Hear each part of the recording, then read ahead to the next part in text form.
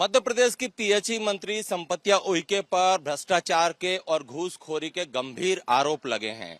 शिकायतकर्ता ने आरोप लगाया कि जल जीवन मिशन के तौर पर जो फंड 30,000 करोड़ का जो फंड मिलता है उसमें से 1,000 करोड़ की जो उगाही है, जो घूसखोरी है, उसमें संपत्तिया उइके लिप्त हैं।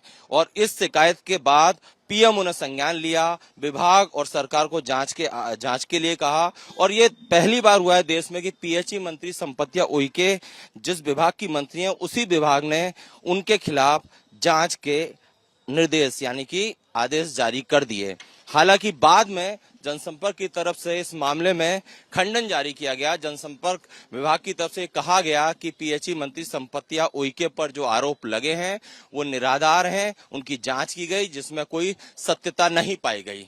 इस पूरे मसले पर हमने पीएचई मंत्री संपत्तिया उइके से कई बार सवाल किए। जब वो अपने बंगले से कैबिनेट बैठक के लिए निकल रही थी, हमने उनसे कई बार सवाल किए, जिस पर उनका जवाब था कि वो बेदाग हैं, बेकसूर हैं और प्रदेश के विकास के लिए काम कर रही हैं। सांच को आंच नहीं, जिस तरीके से जांच करें मेरे को कोई दिक्कत नहीं है। मैं एक आदिवासी महिला और मैं गरीब मजदूर वर्ग से आई हूँ और आज यहाँ आकर के मैं जनता जनार्दन की सेवा कर रही हूँ।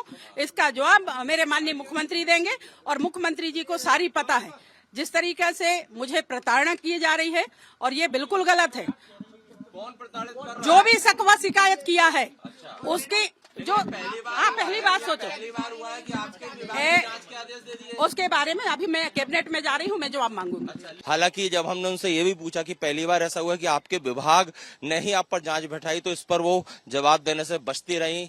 कुछ देर के लिए वो मीडिया पर भड़की भी। उनका कहना था कि वो पूरे इत्मीनान से प्रेस कॉन्फ्रेंस करेंगी और यहाँ पर वो सवालों से बचते हुए निकली भी।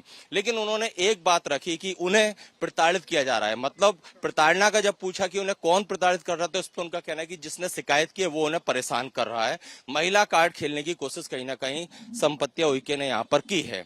अब देखना यह है कि इस मामले में आगे क्या होगा, क्योंकि जो शिकायत थी वो पीएमओ भेजी गई, वहां से इस पूरे मसले पर जांच के लिए कहा। पीएचई विभाग ने ही जांच के निर्देश दिए और आनन फानन में फिर जनसंपर्क की तरफ से खंडन जारी कर दिया गया।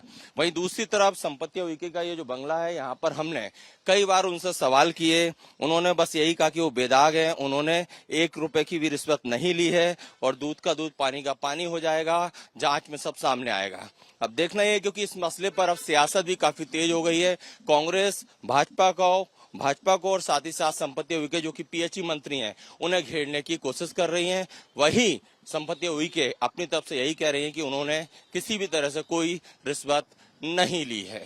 कैमरामैन संजय अंकिल के साथ Satyavijay Singh, Republic media network, Bhopal.